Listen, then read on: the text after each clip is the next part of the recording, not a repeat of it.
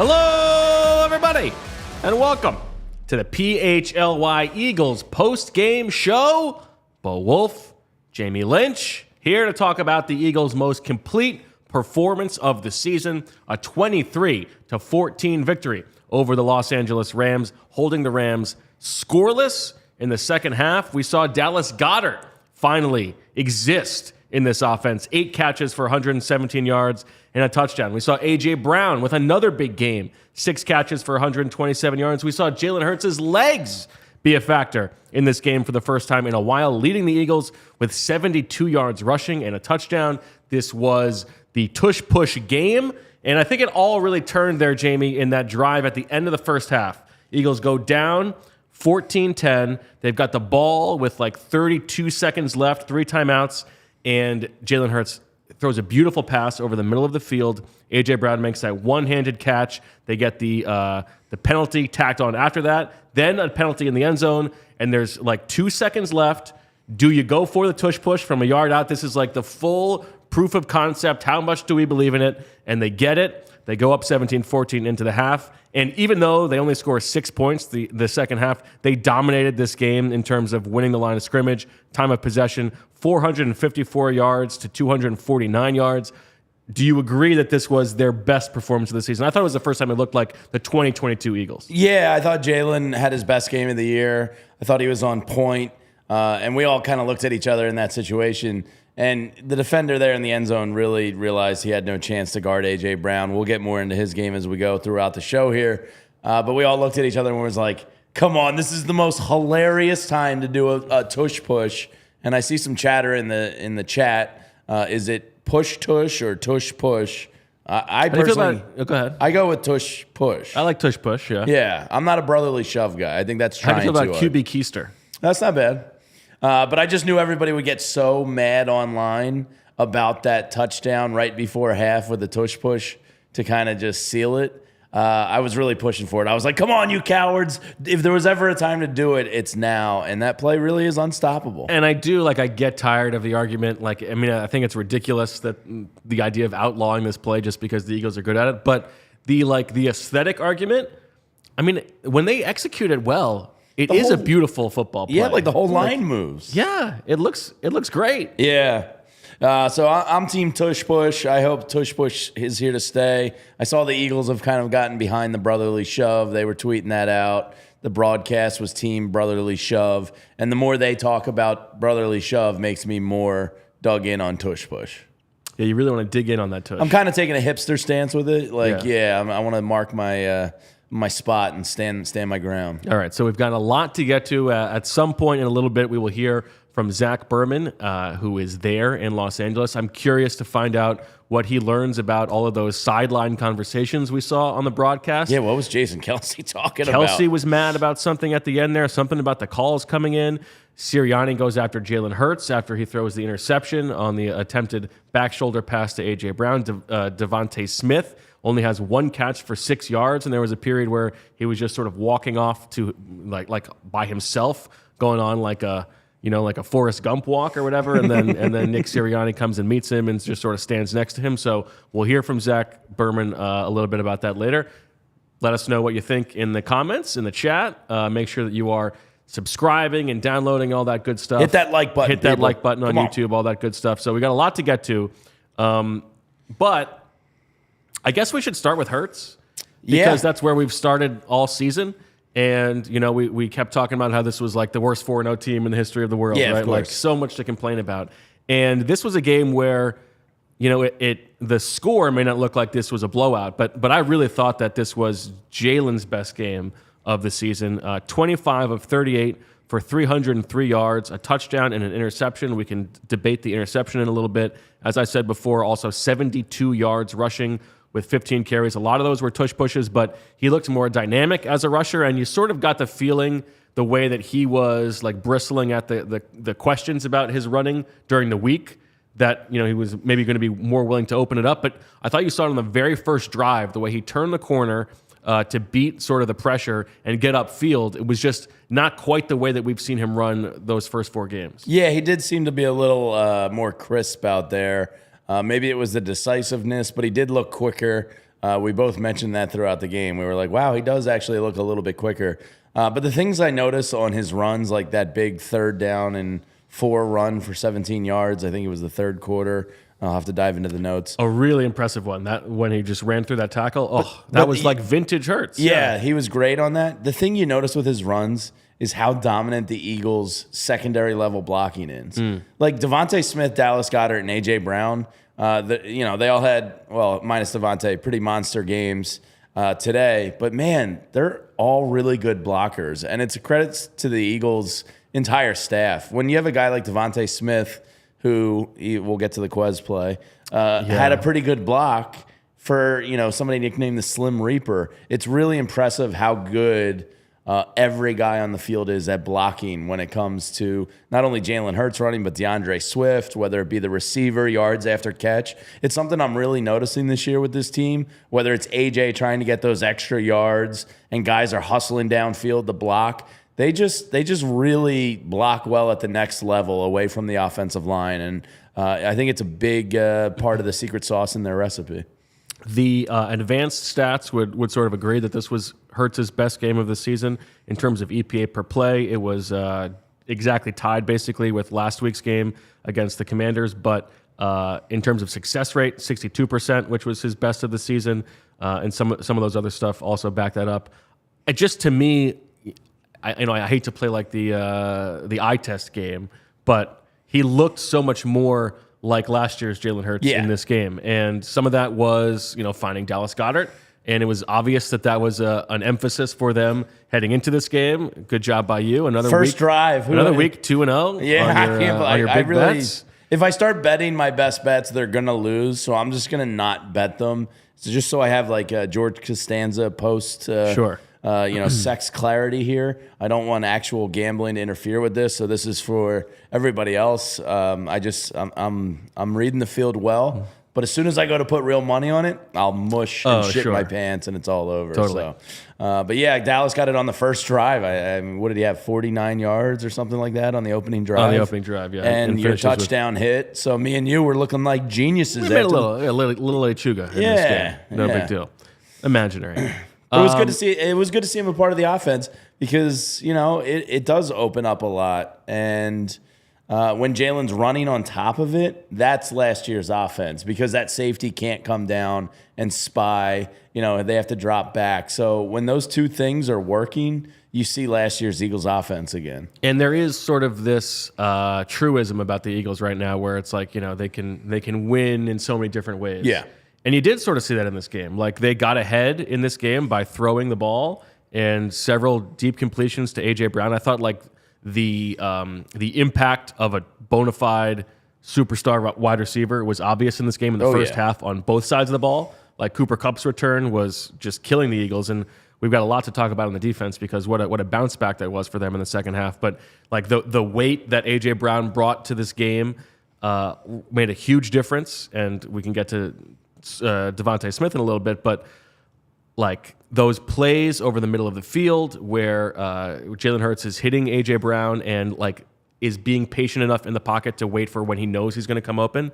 I thought he was just so much more comfortable in this game than we have seen him, and I think that's a great sign for a team that has, like, as we've said, played sort of C+, B- games while going 4-0. I thought this was closer to like a B+ game for them, and now they're 5-0, and they're still improving as the season goes on. Yeah, when I think back on Jalen's day to his comfortability, there was only like 3 plays that jump out at me as quote-unquote bad, and one was the pylon throw that ended in the interception. We don't know if that was supposed to be a pylon throw. My guess is it was, but the fact that Sirianni was upset about something. Off his route at the top of it. There was the missed Quez in the end zone. And then he missed. Which is a tough, yeah. Yeah, and we don't know, like, his eyesight and blocking and all that. But and then there was in the first. And would you be looking for Quez in that situation? No. Not after he blew the wide receiver screen earlier in the game. And then there was one where he missed Quez high on a third down in the first quarter. Right. Those are the only 3 negative plays I can think of all day. And none of them really killed you. So really good day from Jalen. And, he did look his best of the year. Running-wise, DeAndre Swift, 17 for 70, and there were a lot of tough yards in there. I think I continue to be surprised at how good DeAndre Swift is. He, again, early in the season, he's a little bit more dynamic than I expected, a little bit more make you miss. The past couple weeks, it's been like he's getting those extra yards after contact and sort of lowering his shoulder. He also had 6 catches for 38 yards, and some of those came with a little bit of extra at the end. I've been really impressed with DeAndre Swift. Yeah, I mean, he's quick. He's elusive when he needs to be, and he runs with power. He's got a little bit of all the elements you want in a running back all strung together, and he can catch the ball really well too. So again, another great Howie Roseman move, getting a guy for, what was it, a 4th rounder? 4th rounder. Yeah, in 2 years. I mean, that's a great trade. And, it may only be for 1 year, but how many 4th rounders make it in the NFL every year? At most 50%, probably. Yeah, something so, like that. Yeah. I mean, that's a calculation I'm willing to take every single time. So DeAndre Swift has been awesome so far this year. Still head scratching to me what was going on week 1 and up in New England. Yeah, I mean, and they still are trying to make Kenny Gainwell a thing. He had 7 carries for 17 yards in this game, and also a nice third down pickup on one catch for 7 yards. Yeah, nice third down, but I mean, the disparity between those guys is so vast. If I'm being generous, I would say like they're trying to keep the big picture in mind, and you want to make sure that you have the better running back available down the stretch. I would think you're right, but it is a little bit galling, the difference between the two of them right now. Yeah, and DeAndre Swift is a guy that's been hurt at some point in each of the first 3 years. So to your point, I think that's probably what it is. And you need him, come playoff time if he's going to be your best back by leaps and bounds, which he is. So if we sort of stick on the offense, Jamie, I guess my question to you is the one big concern right now is the red zone offense, right? Yeah, they were 24th in the NFL entering today. Right. And they go 2 of 6 in this game. Now, the last one we can sort of disregard because they were just trying to run the game out. So we'll call it 2 for 5. But last year, they were 3rd in the league, 68%. They're right at about 46% right now, about 45% after this game. It does feel like the play calling leaves a little bit to be desired. It's also hard to sort of disentangle how much is like, red zone performance is usually sort of variant year to year, and so you were expecting something of a regression to the mean, but it does feel like they're missing a little something right now. Yeah, what that is, it's going to be tough to pinpoint. I'm sure it's a little bit of a couple things. I would think the majority of the pie probably goes to Brian Johnson, but I'm sure Jalen has a part in that. Those. And if Quez Watkins follows his blocks, sure. They pick up a third down, and maybe they score a touchdown there. I can't put any blame on Sua Opeta because apparently that guy just doesn't lose football games. The Eagles remain undefeated for the past 2 seasons with Sua Opeta. Yeah, I mean, it's definitely the most concerning thing about the offense. The red zone offense sucks right now, and if you're playing a better team today and let them hang around and not convert some of those 6 trips into more touchdowns, there's a good chance you lose that game. The fact of the matter is the Eagles are a superior team to the Rams in almost every facet, and you were able to get away with that today. But if you're playing a Dallas, a Buffalo, a Miami, a San Fran, one of those teams, there's a good chance that comes back and bites you in the ass, not converting those field goals into touchdowns. There were a lot of points in this game where it felt like the Eagles let the Rams off the hook, and you were expecting, oh my God, they're going to go down and score a touchdown very easily, and all of a sudden they're going to take the lead. And so credit to the defense, which again, we'll get to the defense. But I guess I sort of feel like for an offense this good to be that bad in the red zone right now, it almost feels like correctable, right? Like it's bound to get better over the course of the season, it can't get worse, right? I would think so. You might have dropped to what, 25th, 26th in the league? Right. And with the efficiency of your 3rd and short and 4th and short plays, you would really think this could turn a corner. I mean, you have A.J. Brown, one of the best wide receivers in the league. Dallas Goedert, who, a majority of experts prior to these first 4 games believe is a top 5 tight end in the league. You have Jalen Hurts, who accounted for how many touchdowns between his arm and leg last year? 37 or something. You would think there's a corner to turn here. Would like to see it because, you got a tune-up game next week with the Jets. Yeah, maybe you save it next week and then but then 2 weeks against Miami. Then the schedule starts to get a little tricky. And then you see the big boys. And field goals aren't going to cut it against the Miami Dolphins. Tyreek Hill's good. If you went up against them in fantasy today, you know that. You can survive this early, first third of the season. Why did you steal that touchdown ball from Tyreek Hill's mother? Apparently, it's a good catch by you. I see it right there. Yeah, it did get to the kid. Or whoever it was intended for. Maybe it was a lady. It was his mom. It was his mom. Yeah, that's adorable. I'm not going to give Tyreek Hill much that's adorable, but yeah, he doesn't have a track record to use the word adorable. You're right.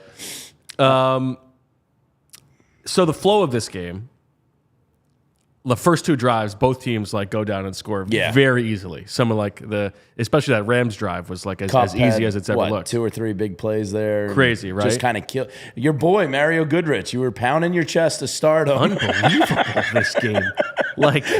And Sean Desai what a said, weird thing. He said, "Fuck this. We're aborting. Anybody else get in there after the first quarter." Well, let's get into it because it was bizarre. Mario Goodrich makes the team out of training camp because he's the backup nickel ostensibly, right? He's number 53 on the roster. He's the 7th cornerback. Great job, this guy who was an undrafted rookie last year. You feel awesome for him. Yeah. Avante Maddox goes down week 2. Brutal. Goodrich comes in and does not play very well. I thought that they gave him, it was kind of rough that they just put him on the inactive because it's not like he had a week to prepare. But they thought enough of that performance in week 2 that they just made him inactive without a nickel. Which means it was worse than our non-trained football. Exactly. Well, quasi-trained football. Right, which means they thought he was really, really bad in that game. And they didn't have another backup option. So then it comes to week 5. Cooper Kupp is coming back. Oh, yeah. Let's get him in there. The best slot receiver in the NFL. And they decide, okay, now is the time to throw Mario Goodrich back to are they just trying to make him look bad? Yeah, I don't know what's going on there. But credit to Sean Desai for immediately. Well, they clearly had a lot of options. And it started with, it seemed like they were bouncing back and forth between Goodrich and Eli Ricks based on the situation and whether it was a rundown or a pass down. And they called in the vet. And then they're okay, well, we have Bradley Roby up. We might as well give him a shot. And then in the second half, it was mostly Bradley Roby. And it did seem like he did a little bit of a better job. Hard to see just on the TV copy, but it settled into the fact that I think we expect that it will be Bradley Roby moving forward. I think the real big takeaway from that is they've sort of washed their hands of the James Bradbury and the nickel experience. Yeah. They want to keep him on the outside. Yeah, and look, the Rams wide receivers are awesome. Between Puka and Cooper Kupp there, they got the best of Slay and Bradbury on a couple different plays today. Bradbury got beat on that touchdown throw from Stafford from the far hash to the pylon. It was a really nice throw by him. Not much a DB can do there. And Darius Slay got beat on that one big 45 or 50-yard play by Kupp. And then the Nakua touchdown was sort of one-on-one with Bradbury as well. Yeah.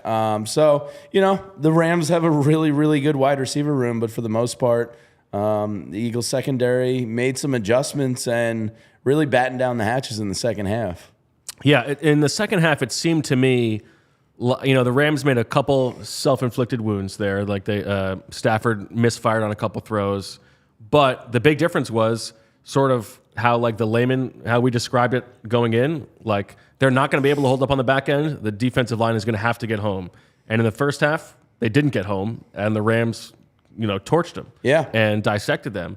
In the second half, the defensive line ate a little bit. And it was really impressive to see Jalen Carter get after it. He had 2 sacks in this game. Baby Rhino.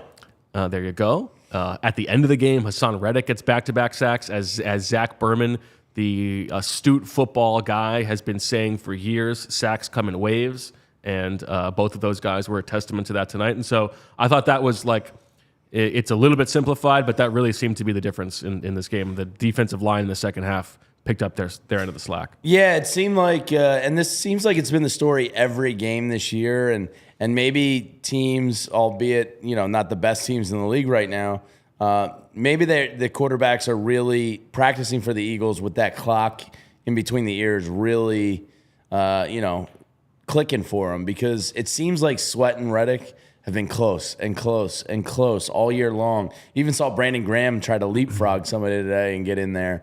It seems like the DNs are close, and as the great newsman journalist Zach Berman has said, maybe they do start coming in waves now. And you got the Jets next weekend, so that's going to be a really good chance for Sweat and Reddick to kind of keep this rolling here. I would say so. Let's open it up to questions from the chat. You guys can feel free to chime in. But before we get to that, we do have to talk about DraftKings, because Jamie is just, cleaning up with his best bets. 2 for 2 again today. And I just got to find the read. Once I do that, we'll be all set. But you hit the Dallas Goedert over. First drive, I think he almost tripled it, right? Yeah. And then the Jalen Hurts anytime touchdown score, you only had to lay minus 140 on DraftKings to get that one. I just, it's not like the longest shot bet in the world, but when I see somebody that scores basically like a third of the Eagles' touchdowns and you only have to lay minus 140 to get it, I just saw that as really safe value. And with the tush push, it was. And they took advantage of it. And, he scored again. So nice little 2-0 day, a 1-1 day for yourself. The Rams weren't able to hold up their end of the bargain. Yeah, but the Goddard one was like plus 235. So I'm going to count. Yeah. So it's a winning day. It's a winning day. If you're placing those bets on DraftKings, it is a winning day for you. But I'm sure you would take the Rams going under every game if you could. It's just one bet, right? Let me see if I can pull this up on my phone, because we are struggling on the computer at the moment. I got it right here, I believe. Let me tell you about DraftKings, Bo. Let me just come in here and just swoop right in. Things are heating up in the ballpark, whether it's baseball or football. It doesn't matter. Every team is playing to the finish strong and to make the playoffs. Baseball playoffs are heating up. We all know that because of our fightings. And with DraftKings Sportsbook, you won't miss a minute of the baseball or football action. New customers can score $200 instantly in bonus bets for betting just $5 on baseball. Plus, all customers take a crack at a sweet payday with DraftKings same-game parlays. String together multiple bets from a single game for your shot at a major payout. So what are you waiting for? Download the DraftKings Sportsbook app now and use code PHLY. It's right there on the screen for you in case you forgot. New customers can score $200 instantly in bonus bets by betting just $5 on baseball. Only on DraftKings Sportsbook with code PHLY. The crown is yours. Gambling problem? Call 1-800-GAMBLER or visit www.1800gambler.net. In New York, call 877-8-HOPE-NY or text HOPE-NY. In Connecticut, help is available for problem gambling. Call 888-789-7777 or visit ccp.org. Please play responsibly. On behalf of Boot Hill Casino and Resort, licensee partner Golden Nugget Lake Charles, 21 plus, age varies by jurisdiction. Void in Ontario. See dkng.com/baseball for eligibility, terms, and responsible gaming resources. Bonus bets expire 7 days after issuance. Eligibility and deposit restrictions apply. What's your password philosophy? Do you got different passwords for like different accounts? Are you rocking the same one so you can remember? What do you got? My financial ones, I use my most buttoned down, obscure numbers. And do you remember them? I use the same one for my limited amount of financial websites. Okay. And then my, like other stuff that's not as serious, my fantasy footballs of the world. And I use a more basic standard one throughout. So I'd say I'd vary the two. Okay. Depending on how important the site is. Well, the one for my, our allphly.com one that has the ad reads, it's got me logged out. It doesn't remember the password. I have no idea what my password is for that one. Are you kidding me? I don't remember when I started for that one. You set it up like a whole month ago. How are you expected to remember that? I know. The password thing is tough. Like anytime a new app or something comes on the TV, I'm like, oh yeah, this one I'll remember, and I'll tell my shit. I'm gonna have to reset this password. password. For sure that one was auto saved. Get out of here. All right, some questions from the chat we can get to. Do we think the Eagles look to trade for a slot corner by the end of the month or a safety, asks Mike. Well, apparently anybody from the Denver Broncos can be had. They're apparently having a fire sale defensively. So you know Howie probably better than me. I would think he's making calls on people. He's definitely making calls. But I'm sure they're going to want to see Bradley Roby. I mean... And I think that was part of the impetus to get him in as quickly as they did, was to get a look at him to decide if they need more help there. I also think safety remains something that they might like to add. I thought Justin Evans returning was important in this game. He seemed to solidify things a little bit. He is definitely better than Terrell Edmonds right now. I wouldn't be, like, for the Broncos, you know, if they're willing to trade Justin Simmons, that safety, I'm sure that they would be interested depending on the price. That seems like the guy. I do think that nickel is definitely a possibility, but we'll sort of see how Roby does. Yeah, I think that Miami game, honestly, is going to be the test. Probably, right? Yeah. And then you see how you fare then. Yeah, I'm getting roasted by some security expert in the chat. I shouldn't be using the same password for my manager. Yeah, we know we shouldn't be using the same password for all these things. Come on, But Todd. who's got time for that? Yeah. I can barely remember 1 or 2. Now all of a sudden I'm supposed to remember 6 or 7. Are you kidding me? Some people are saying use a password manager. I tried that once and my dumb brain failed setting it up and I just gave up. So, you know, it is what it is. Eugene Krabs, I don't know if you're a SpongeBob guy, but Mr. Krabs would like Justin Simmons. Yeah. You know, I know somebody else mentioned Jeremy Chin from the Carolina Panthers. Apparently big Z Berms guy. Yep. I wanted him coming out in the draft, so I'd be all for that. Carolina's got nothing to play for. Are you really going to re-sign a safety? I believe he's on the last year of his rookie deal, if I'm not mistaken. Chin, yes. Yeah, Chin. Yeah. So, you know, how he's going to be working the phones, that's for sure. As he always does. That's his stock line is that the thing that keeps him up at night is not what's going on. It's that there might be somebody available that he doesn't know is available. So yeah. he prides himself on staying I can go involved. take advantage of some GM in this league. Yeah, I think that's right. What else should we talk about here? Because, I see some people asking about Nicholas Morrow. Boy, that was a tough two-play sequence for poor Nicholas Morrow. What a play by Josh Sweat to kind of just punch that out as the running backs turn in the corner. Dude, it was like 3-on-1. It was very funny when he first drops the interception and then the ball is just sitting there on that fumble. And on the replay, you see him like go over it. And as he rolls over the ball, you see him like put his hands on his face like, oh, no, I can't believe I did it again. Yeah, and it didn't kill you, but that was the difference in 43 yards of field position. Because they ended up punting it, and I think they pinned you inside the 10 on that punt. Now, you know who would have caught both of those balls? Christian Ellis. Yeah. Facts are facts. Yeah, well, I mean, Nicholas Morrow should have had at least a couple turnovers today, but coming off his big performance, I think... Does Cunningham have any shot of getting usurped by Ellis or kind of different skill sets there? My opinion is that he should. Well, you are a devout Christian. And of course I'm biased, but like we see like Goodrich and Ricks and Roby and and Job out there on this in the secondary. Like, can we get a little bit more of a look at the guys at linebacker where, Morrow had 3 sacks last week. That's great, but that's not really his role in the defense. So, yeah, I would like to see Christian also. And Ezra, I meant, is Bo a SpongeBob guy, not Eugene Krabs. Clearly, Eugene Krabs is a big SpongeBob guy. I only know SpongeBob from the memes.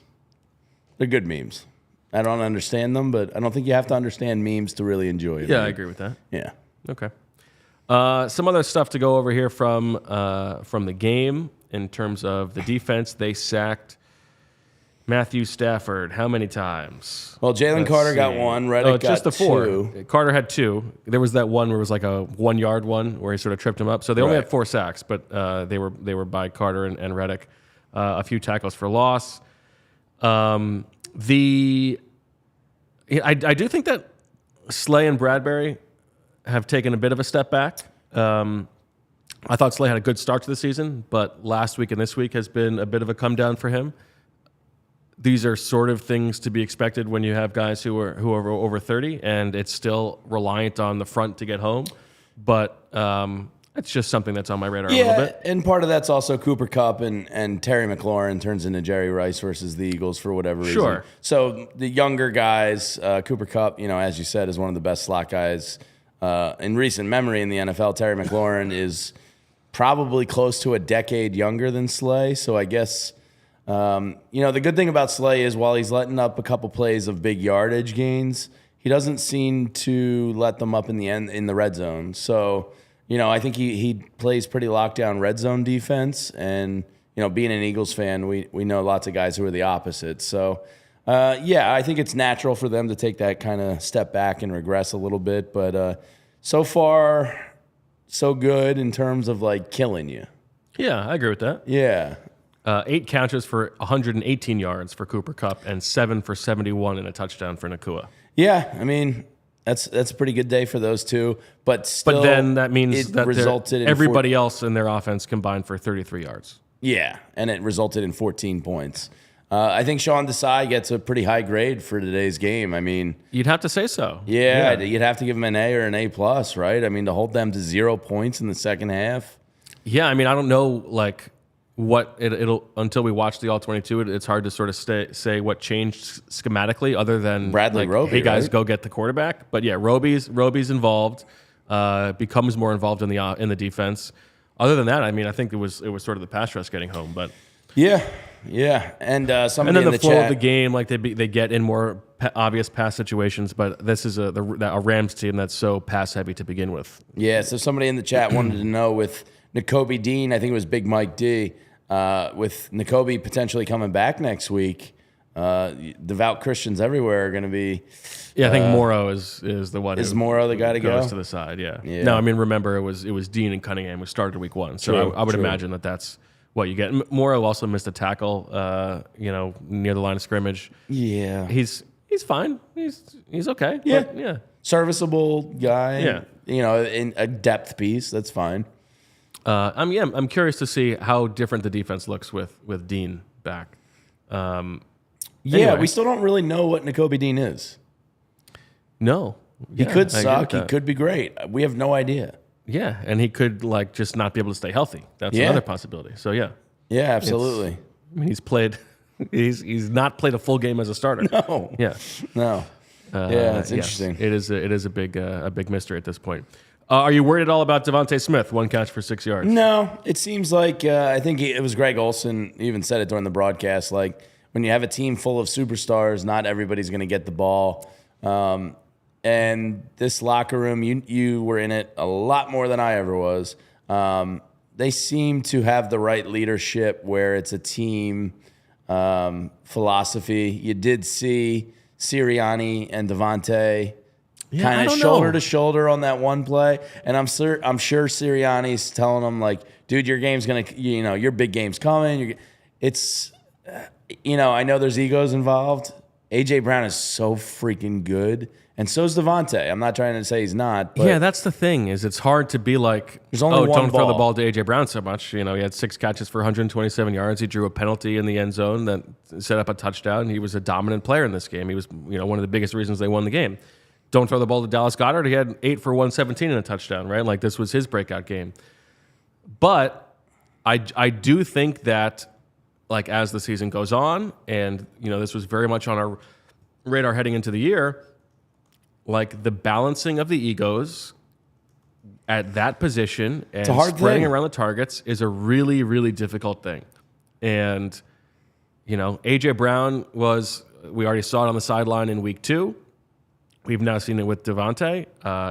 It seemed like it was very much on the Eagles' radar this week that Dallas Goedert had not been productive. And behind the scenes, I know that those guys all want to win, but when you're out there and you're running these routes and you're not getting thrown the ball and you know that you're one of the best players in the world, yeah, I think that is very frustrating.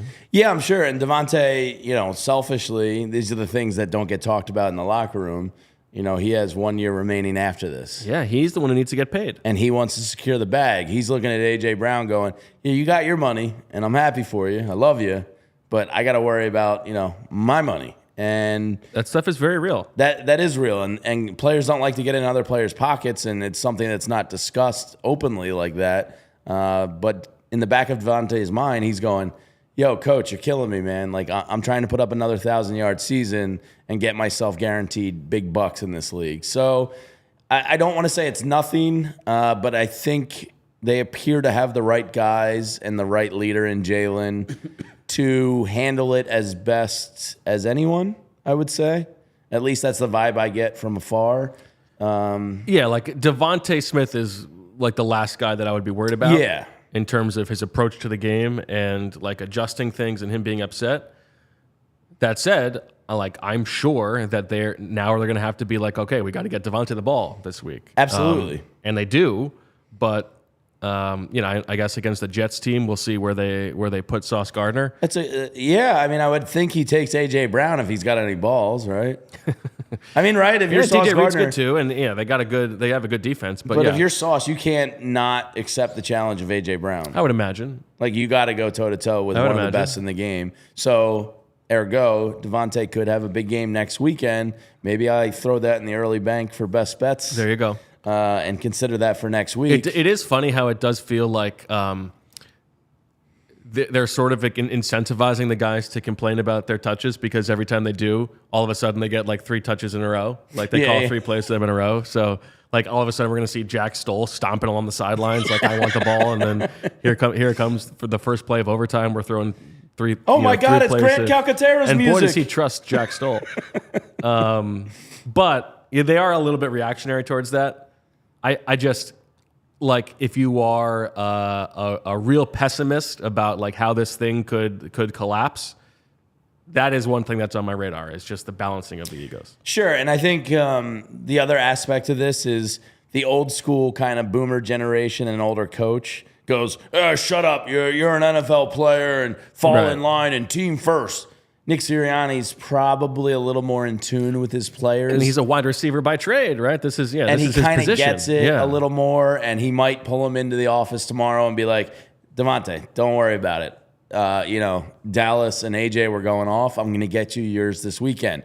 You could view that as possibly a detriment and forcing things and not taking what the game is giving you. Or you could, view it as a very emotionally intelligent coach that knows to put out fires before they really start. And I kind of think Sirianni's the latter of that. I think he's a guy that has a good sense of, what's going on in his locker room and how to talk and handle guys. And I'm not worried about it, but it's definitely something to pay attention to. Last year they were one of 2 teams or 3 teams with 2+ 1,000-yard receivers. I think 2 or 3. Yeah. So, I mean, they're in rare air. Most teams don't have to worry about this type of thing. It's probably the Cincinnati Bengals, the Los Angeles Rams, the Philadelphia Eagles, and the Miami Dolphins. Right. And that's maybe the Bills, but, that's about it. It's a good problem to have, I guess you can call it. Yeah. I would say for the most part. Yeah. But it's these guys... It is a storyline that is going to follow this team for a while. Sure. Now, but that being said, AJ Brown is fucking awesome. It's unbelievable. And he makes it look easy too. I mean, he does. Yeah, it's impressive.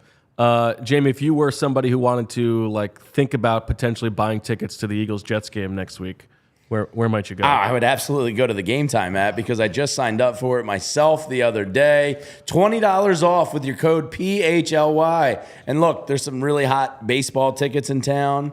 You got some great football games coming up. The Sixers are in action tonight. Flyers are starting up. You got a ton of action happening. So use code PHLY on the Game Time app. $20 off your first purchase. It's an awesome app to buy tickets to your favorite events. It shouldn't be stressful. Game Time is fast and easy way to buy tickets for all the sports, music, comedy, and theater going on near you. Jerry Seinfeld was... Zach keeps talking about it. Yeah, he was performing. I think he did 2 shows Friday night up at the Met, about a mile from here, if that. There's a comedy show I'm trying to check out at the Met later this month, and one of my favorite bands is coming to town. So who's that? My Morning Jacket. All right. And I just got $20 free for sign up with Game Time. I think I'm just going to apply that right to My Morning Jacket, and I'll have myself a good old time. Beautiful. Yeah. Nicely done. Just some more stats here on offense. In this game, success rate was 53.3%, but I think that's weighed down by the end of the game a little bit. Not a lot of sacks in this game. I think Hurts was just sacked one time. That's their best performance of the season there. EPA per drive was their best of the season at 1.6, which I think speaks to like sort of their dominance moving the ball in this game, even though they did not score points in the red zone that often or touchdowns in the red zone. They were moving the ball sort of with relative ease against this defense. Yeah, and at one point I was starting to go like, damn, like they're not converting these points. Are the Rams going to kind of backdoor you here with some Cooper Kupp and Puka drive and that I'm going to be seeing in my nightmares tonight? It is concerning they're not converting them to points, but man, they dominated moving the ball on them, which, most times if we're not 5-0, I'm probably a little more pissed off about that. But I think they had. You know what I always say? What's that? Better to be pissed off than pissed on. That's a good point. Unless you're into that kind of stuff, and we don't kink shame in 2023. No, not at all. But they did have 3 scoring drives of 12+ plays today, which is just kind of dominant. A lot of like really long drives. Yeah, the first quarter flew by because the Eagles, methodically just moved down the field without running. Without huge passing plays, but just kind of picked them apart. And they just had a lot of those long drives today without running the football a ton. It didn't feel like a really run-heavy game. It felt like a game where Jalen Hurts was just kind of taking what the defense gave him and picking them apart, and that speaks to your comfortability for him. And they did lean into the quarterback run game a little bit more. We saw some of those quarterback draws called in this game, which I don't think we've seen really since week 1. An effective one on a 3rd and 4, I think it was. And a couple, as you said, broken tackles there that were very impressive. Does the advanced analytics dive much into the tush push? Does it get angry at tush pushes? Or no, because usually those are successful plays, right? Because it's a short, you're getting a first down. Yeah. So, the QB keister, the something with ass, but I don't. Yeah. Yes, it's not a pass because ass pass would have been pretty cool. That's a little bit different. Yeah. So those are successful plays. We'll workshop that one. Yeah. I mean, I think the whole internet is working on like different butt puns. I do love how mad everybody gets online about it. And you saw the seed was planted officially. If you didn't, Adam Schefter. Today puts out the tweet this morning. The mouthpiece stuff, I know. They're planting the seed. This is going to be the farewell tour of the tush push. So it doesn't make sense. The Eagles are just going to convert to traditional quarterback sneaks and still get them. Like the secret of the tush push, I would say probably 75% of the time, it's not the guy pushing them. Yeah, very rarely. Now at the end of the game, they did have a couple where it was the full push, but usually most of the time it's the offensive line and Jalen Hurts' huge quads. Just kind of powering through and overpowering teams. The booty tap. See ass smash. Ass smash. The ass smash. Yeah, it's not bad. The rump thump. The rump thump. That's a good one, Matt Teacher. I like the rump thump, yeah. We're all children. I saw a question earlier about whether Sidney Brown returning at some point will make a difference. I sort of think it will. It gives them another option in the slot. And if at some point they view him as an interesting upgrade on Justin Evans, I think that's a possibility. I liked seeing him on the sideline today. Did you notice there was a point? I think they were showing Sirianni, and Sidney Brown was behind him in his the plain clothes, and he looked like a trainer because he's got those huge arms, and he looked like he could be the trainer or the muscle man. He's kind of an athletic freak, and I think that'll be really exciting to get him in on the field. I'm a huge spider chart guy when it comes to the combine. Sure, yeah. Love a spider chart.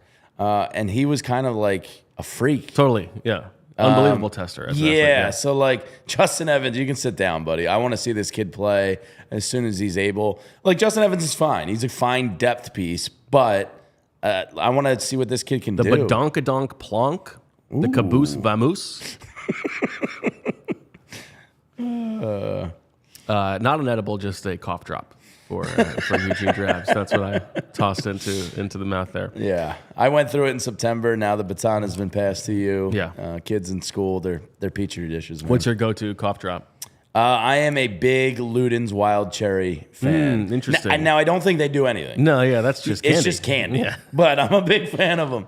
If you actually want something that's going to help you, I think the Ricolas are. I need the like the vapor. Give me like the menthol or this is like the honey lemon with the vapor. I need that. I need that feedback. Yeah, that stuff's effective.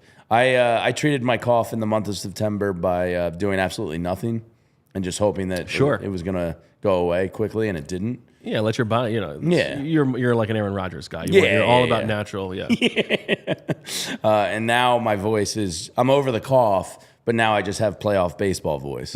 I went to 2 games. I can't control myself. The beers were flowing. I started screaming. You know what's good for that? Ivermectin. Oh, you got any spare horse space in the car I can grab from you before we leave today? Ooh, the bun run. That's not bad, Colin. 2 cheek sneak, yeah. Yeah, sailing, Jalen. Sailing, I don't even get that. What does that mean? The peach reach. Ooh, I kind of like that. Yeah, the peach emoji. That's that pretty makes good. sense. Good work from Cousin Grace there. Yeah. I mean, I guess I need to apologize for picking the Rams in this game. I don't think I need to apologize to anybody else other than myself for doubting Sua. I mean, that was the most shocking part. You know what? Pick. I should have known better. This is like all those years ago when I predicted that the Vikings were going to win and then like immediately the game starts. I'm like, I can't believe I bet on Pat Shurmur. I mean, I shouldn't have bet against Sua. What was I thinking? They hold Aaron Donald without a sack again. So it's only the second team in the NFL that Aaron Donald does not have a sack against. And I said to you, it's been like 6 games. Yeah, they play a healthy chunk. This isn't like you see him once every 4 years, 5 years. They've played him a good amount. And Jeff Stoutland, my God, man, what the hell is this guy teaching? That I mean, I know he's got some athletic freaks, but like it just seems like any problem in his way they can kind of solve. This guy really is worth every penny. It's unbelievable. And I think there's a lot of credit here to Jeffrey Lurie because to make him the highest paid, yeah, and it's like every offseason, it's another well-deserved raise for Jeff Stoutland, but he is the highest paid position coach in the league for a reason. You see it, and aside from that, credit to Sua for holding up well. Yeah. So, do you have the official numbers on the Apeta games? I think they're like 7-0 over the past 2 seasons when he plays at least 15 snaps, something like that. I mean, it's pretty damn good. The Sua Opeta game. Bottom bump? Not our best. I think we can. Eugene Krabs said, if Zach Wilson cooks us. Mr. Krabs, I'm gonna say you absolutely do not have to worry about that. Yeah, I mean he's as bad as it gets. I don't like to make bold proclamations. That doesn't mean it's a definite win. Like maybe the defense forces some turnovers and gets something going. Maybe Breece Hall pops a few, but it's not going to be because of Zach Wilson. No, and Breece Hall had a nice touchdown today for the Jets. We flipped over for a second of action of Jets-Broncos today, and it was a hilarious fair catch, muffed punt, turnover, and then the Broncos immediately tried a wide receiver reverse with a botched toss, resulting in another turnover. So that looked like an absolutely awful game to watch. What did you? We touched on it briefly, but the interception that Hurts threw. I'm curious if Zach got any chatter on that, and it looks like he's going to be joining us shortly here. Fantastic! Because it looked to me like AJ kind of stumbled or tripped at the top of the route. So it was either a miscommunication between AJ and Jalen, or Jalen put the ball on the money, but him and Sirianni, got into a discussion on the sidelines again that Fox, for some reason, refused to show. So I'm curious if Zach heard anything about that, because something about it seemed a little funky and off. It sounds like Zach is deciding whether to skip Jalen Hurts or not. I think he's leaning towards yes. Wow. Because he's that desperate to talk to us. Wow. What a guy. What a teammate. I mean, seriously, passing over the quarterback in his best game of the year. Yeah, Jalen does like to take his time. Is he pretty up? Is he? It's not so much of a pretty up. Whereas, like, I think he looks like a guy that's the fact that everybody has to be on his schedule. Okay. If that makes sense. Like Yeah. he's not gonna rush for anybody else. Okay. He's keeping the main thing the main thing. He's keeping the main thing the main thing. And he's got to put out the sex The appeal. lamp is never full. Yeah. Yeah. Yeah, that's true. Now, what about like if somebody was watching this, they're super happy about the win, and they think like, I need to buy myself some sort of Eagles trinkets. Or like a sweet Phillies friendship Or a bracelet. sweet Phillies friendship bracelet. Or Fletcher Cox, I just saw. Or overalls, yeah. Was wearing the Eagles overalls that he got from FOCO. So FOCO is the leading manufacturer of sports and entertainment. You see some sweet stuff on the shelves behind us here. They're awesome. They have a ton of stuff with product lines that include apparel, accessories, toys, collectibles, novelty items, and more. Best officially licensed gear for all sports and fandoms. It's football and tailgating season, so if you need any stuff for the parking lots, who knows? Maybe you need an Eagles Bago set. I'm a Bago man, not a cornhole guy. I'm a cornhole guy. Okay, I'm okay with either. I don't really disparage, but I do like Bago. If you need any of that, hats coming up for the winter tailgating, FOCO has it all. And FOCO has hooked PHLY up and provided awesome pieces for our sets, many of which you're seeing in the background. And FOCO always has our back for Philly sports, and they have yours too. Get the best gear around by using the link in our description. For all non-presale items, use the promo code PHLY for 10% off. Who doesn't like 10% off? Dumper Thumper, which I feel like is sort of sounds too gross. I don't think I'm in on Dumper Thumper. I mean, I do like a use of dumper. Do but, you? I mean, not my dumper, but Yeah. You know, like if we're I think we talking could do like better, Beyonce but yeah. or something, yeah, sure. Okay. Sorry, Jay-Z, I don't mean to offend. I know you're a big fan. Yeah, there we go. Now we're getting we're getting, it's, I don't know, punch up, I guess. We'll get in a fight with them. That's good. See if they respond. Let's take on the most powerful man in the world. That's Yeah, there you go. Great idea. We will hear from Zach shortly. So I think he'll probably have some good suggestions. Yeah, definitely. I'm sure he's been brainstorming this all day. I have a question for you, Bo. Let's hear it. Zacchaeus Quez, wide Yeah. receiver 3 position. I am fully ready to let Olamide Zacchaeus be the So am most I. of the time number 3 receiver. Do you think internally that is going to be discussed after this week? I would imagine so because That I Quez think play. I think Sirianni is going to be very angry about the Quez. He threw his play. headset. He was pissed, and I thought they could have still gone for it. They settled for the field goal there, but it was blocked. Inexcusable. It was blocked for him. He made the wrong read. I thought that the earlier play where Hurts overthrew him, that might have been on Quez. He might have not been at the right depth because I thought that Hurts was sort of on in this game. And there are other things where if you watch, like Quez is not always in the right place, and Zacchaeus usually is. And we saw last week him running downfield to block on that A.J. Brown touchdown pass. I don't know that Quez would have done the same thing. I am fully ready for Zacchaeus to be the majority of the snaps there. Yeah, he came off an injury, obviously missed the past 3 weeks with the hamstring, comes out. Not the best come out game from injury. No. When Zacchaeus, basically performed pretty well for you when you were missing time. So Zacchaeus. yeah. Zacchaeus. Math teacher Goat wants to know, is wide receiver 3 a possible trade? I would tend to doubt it. No, and I don't think so because I think this is the same reason that they didn't really add a wide receiver this offseason, aside from Zacchaeus, and that there were options in the 3rd and 4th and 5th round to draft an interesting guy.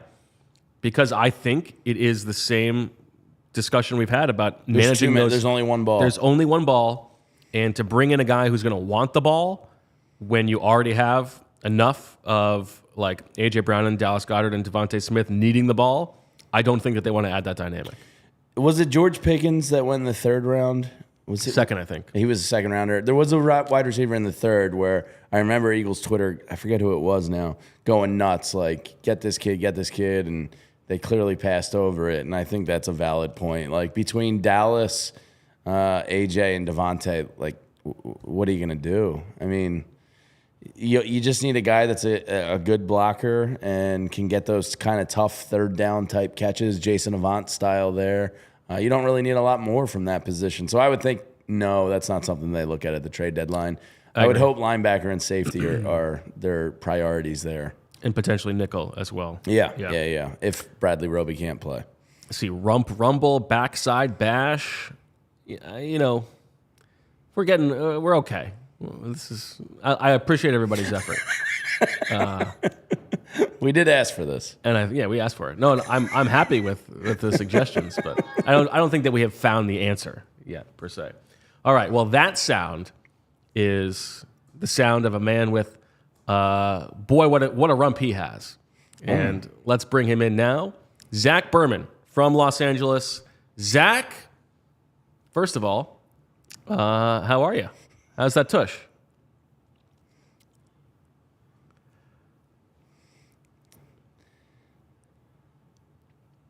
Well, Zach, we cannot hear you.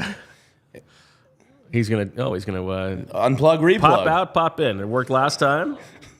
Yeah, here he is. What do you say, Zach? There we go. Beautiful. It's Steve. Yeah, we got you. All right, Zach. Let's start off the top. Generally, would you agree that was the Eagles' best, most well-rounded performance of the season? I would agree, but probably better than that, the locker room would agree. It's something that I just ran up from that locker room, and it's the sentiment they had that this was coming, that they put it together. The second half in particular, you saw the way the defense played. There was a sentiment in the locker room about the offense with the red zone. They need to clean that up, but otherwise, they were really good, and it jumped out both sides of the locker room. When I say both sides of the locker room, it's literally split, defense and offense. Defense side, they were saying it. Offense side, they were saying it. But I would agree too. This game reminded me the most of last season. Yeah, Zach. So interesting that the red zone did come up in the locker room because I don't know. Like, yes, it was their best in terms of the way Jalen looked, in terms of the way time of possession on offensive possessions. But let's face it, if that's a better football team today, they let that team hang around by only converting field goals and going 2 of 6 in the red zone. While, yes, the majority of it was good, the red zone offense seems to be a little bit of a problem. Now you're looking up at the press box, you're not diving deep into this yet. Is it play calling? Is it decision making on the field? Something is up here because last year they were the third best in the NFL in red zone offense. Yeah. This year, they're probably around 25 or 26 now after today's game. Something's up there. So any talk of what that is besides just got to clean it up? Yeah, when I've asked Sirianni about this in recent weeks, he said they need to put the players in better positions, right? There are things you can look at in terms of some of the running plays. I think today was more situationally. I look at it more like 2 of 4, maybe 2 of 5, because the last one they were sitting on the ball, right? And then the one before that, I was curious, but I do think they wanted to run the ball to get the clock down, knowing they could kick a field goal and make it a 2-possession game. Still, you want points when you can get points. You want touchdowns when you can get touchdowns. But earlier in the game, I thought it was more pronounced, and it has been an issue throughout the season. It's something that they're not putting a blind eye toward. If I have to go back and look at it, I would say play calling jumps out. In particular, we harped on the 3rd and 11 a week ago. I thought there were some decisions today that they were a little more conservative down there. One thing that I think from a macro perspective, Jalen Hurts was money in the red zone a year ago. He hasn't run as much in the red zone this year, although overall today he was terrific as a runner, and I think that was one of the differences from the offense. But it's interesting. They're 5-0. They played what I thought was a really good game against a really good team, or a good team, and you can leave the game saying they really need to clean this part of it up. Zach, we saw on the broadcast, and I don't know how much you got to see of this in person. I would imagine more. So fill us in. But there was Nick Sirianni angry about Quez Watkins not following the blocks on that early screen. There was Devontae Smith sort of walking off to himself because he was a little bit frustrated with, in theory, not getting the ball very much. There was Jason Kelce chirping after that long drive about something. There was Sirianni going after Jalen Hurts after the interception. What did you learn about all of those sort of heated sideline conversations? Yeah, so Jason Kelsey didn't want to get into particulars, but he noted that he's an emotional person. He brought it back to the red zone, that the red zone's been something that's been frustrating to them. So I think, and correct me if I'm wrong, because you were watching the TV copy, that occurred around the time of a red zone play, right? Or a red zone drive when they had to settle for a field goal. So reading context, it was related to that.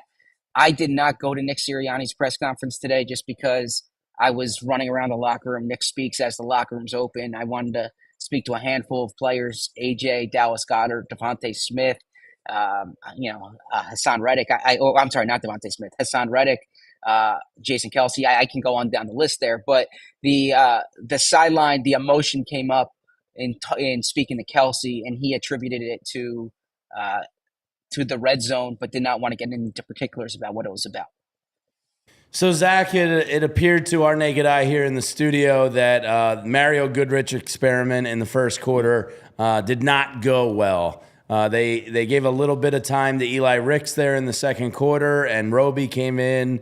And then in the second half, they held the Rams scoreless. Was it as simple as Bradley Roby getting in the game and getting a little more pressure on Stafford? What do you credit to the second half with Sean Desai's defense?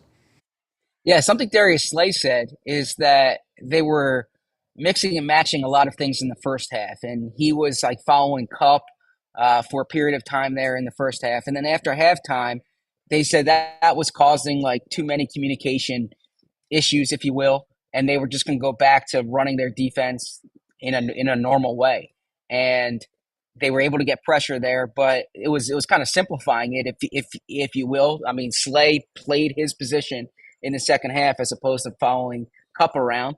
And I think the pressure was a big part of it. In speaking to Hassan Reddick, he said, the game situation there forced the Rams to have to kind of take some drops to go downfield, gave him time to go after him. You are right to point out all the changes they were doing about the with the slot in the first half personnel wise.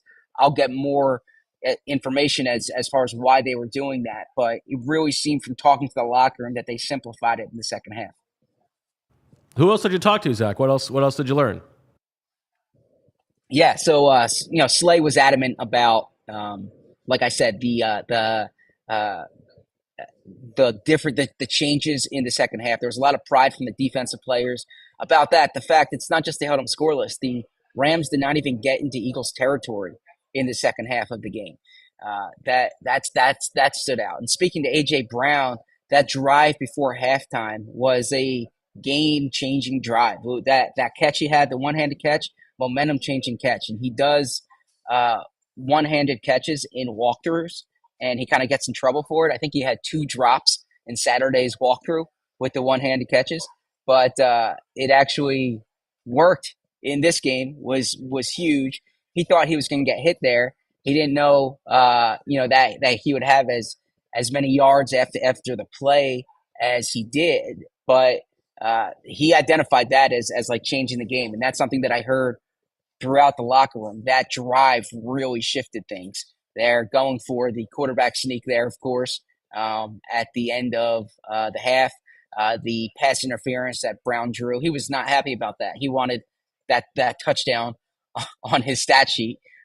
So spoke to AJ about that. Dallas Goedert, for instance, he spoke a lot about his yards after the catch today and said they did some things, like we talked about in the pregame show, to get him the ball facing the defense so he could run. He talked about that screen early in the game, and players said, AJ, for instance, said that when Dallas is playing like that, it gives them a certain like physicality. It really, to use the term I just used, gives them momentum.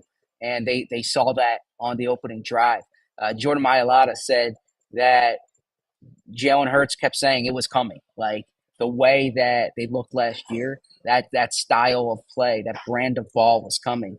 And he thought he showed that today. Hassan Reddick, to use the expression that Bo teases me about, he said this is why sacks come in bunches, right? He said this is what he was talking about all along.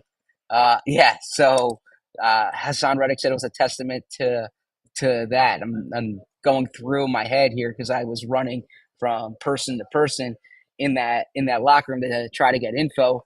Yeah, Kelsey was just talking about how hard it is to play against Aaron Donald, and like this is like the best defensive player that they see, and kind of the challenge with that. I thought they did a good job. Credit to the offensive line. Credit to Sua Opeta there. Another thing AJ Brown said was he said it really felt like a home game in that crowd, which you might have seen the images of him raising the volume, like, raising the roof, so to speak, telling the fans to be louder. You don't usually see that in a road venue. That's something that stood out to AJ Brown. So just off the top, those are some things that really jumped out as I think about what was said in the locker room. I thought it was a really valiant effort by you to call that a quarterback sneak there before the half. We all know that was a tush push. And with Adam Schefter's tweet this morning about the league looking into it, it appears as though this is going to be the swan song for the tush push. Do you agree that play there before the half was the crowning moment, the lead of the montage when it comes to the tush push? Because that play might have frankly won them the game. Yeah, let's call it the brotherly shove, because that's what the Eagles are referring to it as, okay? So the brotherly shove, to me, it's like, didn't we do this all last year? Wasn't this the big topic in the owners' meetings during the spring? Like, we're back rehashing it. So I look at it like this. It's, if you have it, the Eagles aren't doing anything. It's a quarterback sneak. And it's not like what they're doing that's the difference. It's the people they have doing it. It's the offensive line. It's the quarterback. That, to me, is really the difference here. So I don't understand the complaints about it. Like, either get better at it or don't run it. If the Giants are getting players hurt from it, then don't run it. Okay. To me, like, this isn't even. Like, I'm not being a homer or anything. I would say this if the Cowboys were having success with it. It's a quarterback sneak that has that you have some guys behind them pushing. But the reality is, I was watching this morning in my hotel room the Bills game, and Josh Allen's touchdown run late in the game. His teammates pulled him into the end zone. Right?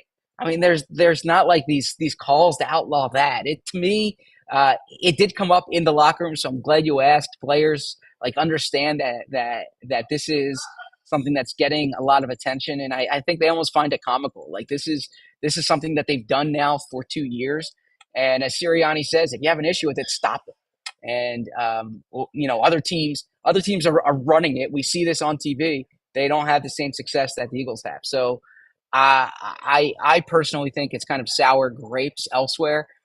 When you say it's like not a football play, I mean, what's a football play? The guy's holding a football and he's diving forward. So yeah, I think it's sour grapes. Like the bum scrum, which was suggested by Shayok on the chat there. Zach, why not quarterback sneak? How about the quarterback keister? I saw you tweet that. Yeah. I'll defer to you. I'll defer to you for creative things. I'll stick to the stories. As your de facto editor, I just want to make sure that you don't put this in a story incorrectly. The Rams did get into Eagles territory in the second half, but then there was the fumble that Nicholas Morrow couldn't fall on, so they punted from their own side of the territory. They did cross the line, but they didn't end up past the line. I always need a good editor, so thank you. I'm sure that is a good fact correction there. We look forward to reading your story on allphly.com. What can we look forward to? Thank you. Yeah, I think I'm going to jump off that concept that this is the most that they looked like last year and kind of get into some of the elements that we were talking about. Jalen Hurts in the quarterback run game, for instance, the explosiveness that they had downfield. the ability to convert on third downs, like just taking the will out of teams. And then when they have the lead, turning to that pass rush. Jalen Carter, I spoke to Jalen Carter after the game too. And he like he said that in the second half, it was just like everyone was getting after the quarterback, right? And that's how they had those 70 sacks last year. A lot of it was playing with a lead and getting after the quarterback in the second half. Hassan Reddick adds those 2 sacks on, the last drive of the game. Jalen Carter had a sack there in the memorable sack at the start of the third quarter. So I think the pressure that they were able to generate in the second half reminded me of last season. I know every team is different, but the way the Eagles won today reminded me of the team that they had a year ago. Last one for me. I'll get into that. I'll get into that in the article on allphly.com. So please make sure you check that out. Looking forward to reading that as I read all your stuff, Zach, and I have dating back to previous lives. Last one from me. Does Jeff Stoutland deserve another annual raise? Aaron Donald once again held in check.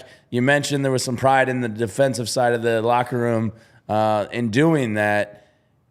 I mean, I know he's got the hogs, but every year somebody seems to get hurt, and somebody just steps right up, and now it's Sua Opeta, so Bo's going to be peacocking around all week. I mean, does this guy deserve a raise every single year just to keep him here? Well, I believe that he got a new deal at the end of last year. And yeah, I mean, in that building, I can tell you he's not just like respected. He's held in as high esteem as a position coach could possibly be.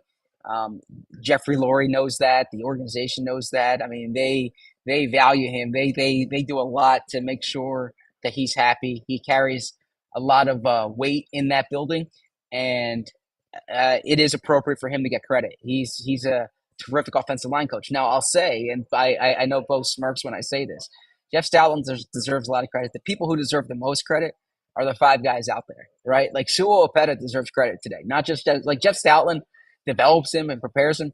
Sua Opeta is the one who has number 99 in front of him. Jason Kelsey is the one who has number 99 in front of him. So to me, it comes down to the players. The players deserve the most credit.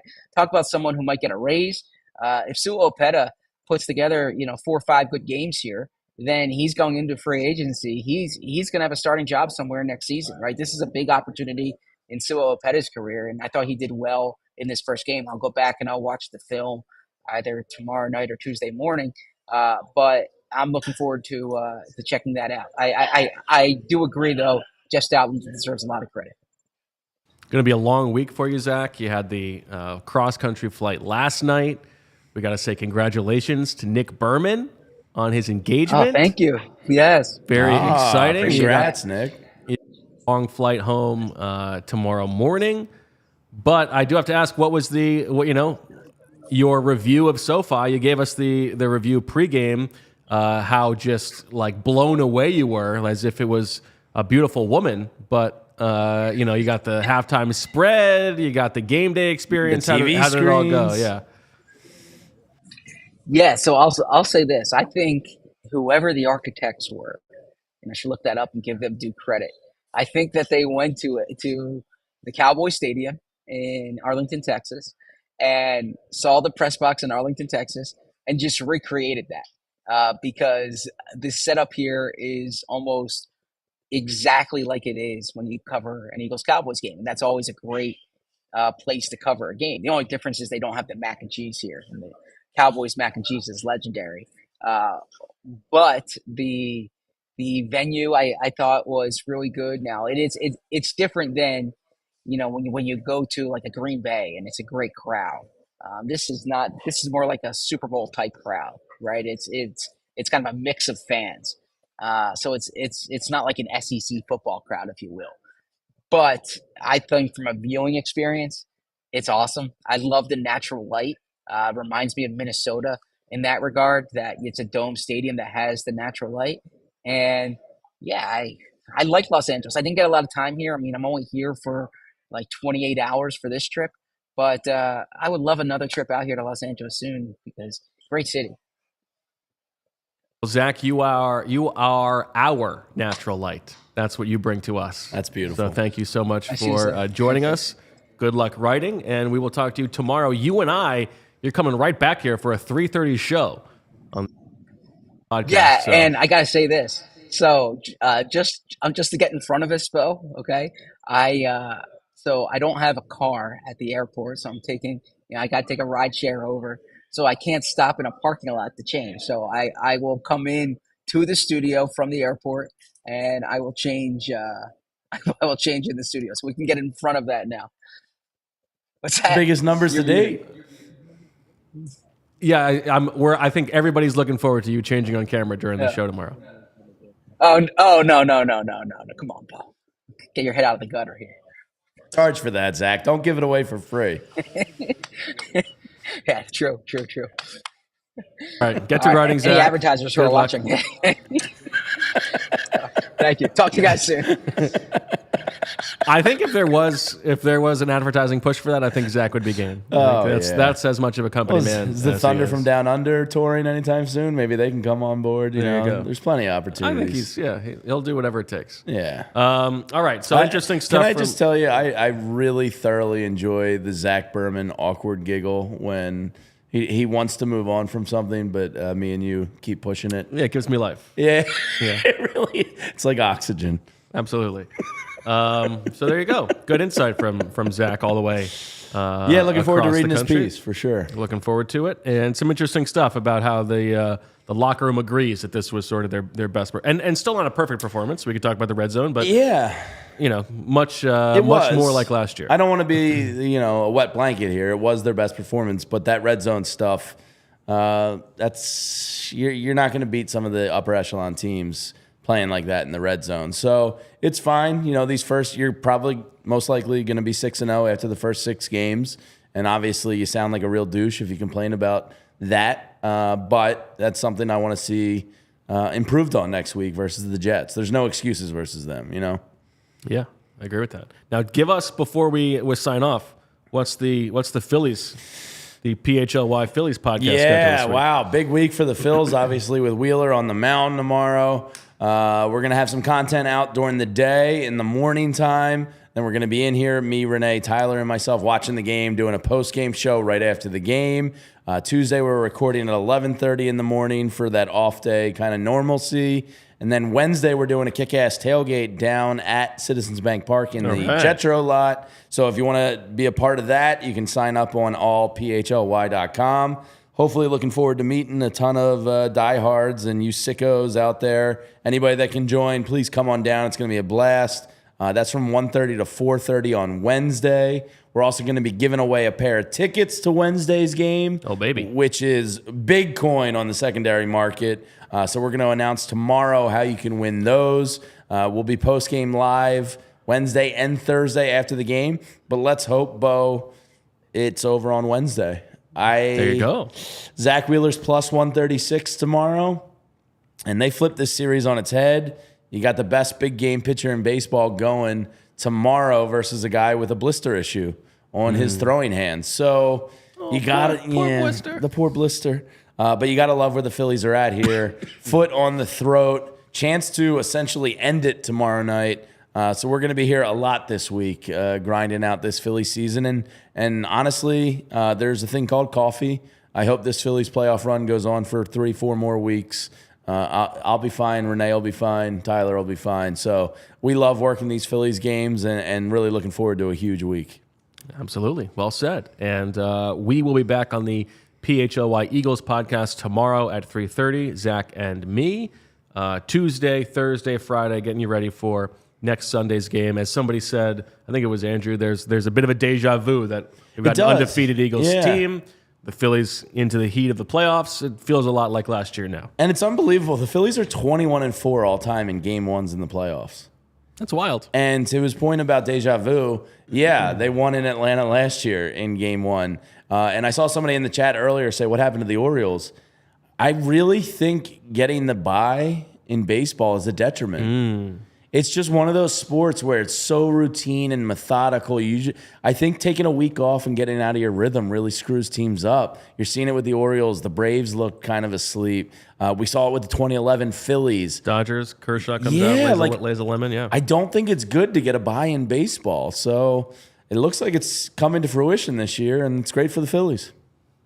They're not complaining. Yeah, I mean, maybe that was the long con all along. That's right. Yeah. They knew what they were doing. Yeah. All right, so the Eagles move to 5-0, play their best game of the season with a 23-14 victory in Los Angeles. Jalen Hurts throws for 303 yards, rushes for 72. A.J. Brown and Dallas Goedert both go over 100 yards. Defense shuts out the Rams in the second half. A very impressive and encouraging performance from the Eagles after having the worst 4-0 start in the history of the NFL. So for Jamie and all of us here, congratulations again to Nick Berman. We will talk to you tomorrow, and make sure you're liking and subscribing, hitting thumbs up on the YouTube channel, all that good stuff. We'll talk to you later, and as always, we love you.